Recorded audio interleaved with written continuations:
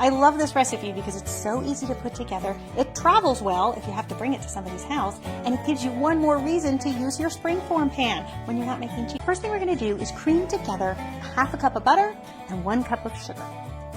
You want to beat that up until it's nice and fluffy, and mix one at a time, scraping down the bowl between each addition. And then you're going to add 1 tablespoon of vanilla. Give that a beat, and then set it aside. You're going to take 2 1/3 cups of flour, 2 teaspoons of baking powder, a half a teaspoon of baking soda, and 1 teaspoon of salt. Go ahead and just whisk that up, and then you can set that aside. And then a spring that actually locks it into place. They're great for making cheesecake, so we're going to give it a light dusting with some baking spray. Then we're going to add half of our batter. Now, because this batter is sticky, you will need either a spatula or a spoon just to smooth out your batter all along the bottom.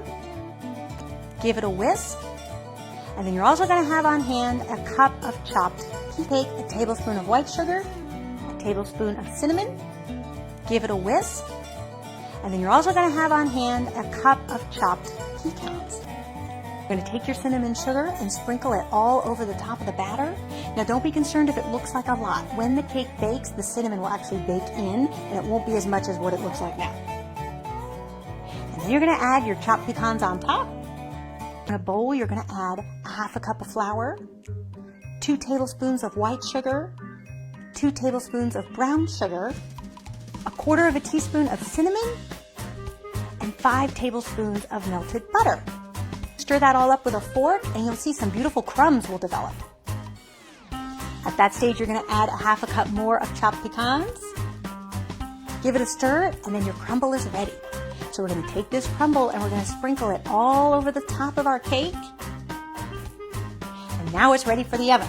So you're going to pop it in a 350-degree oven for 1 hour and give it a dusting with some powdered sugar.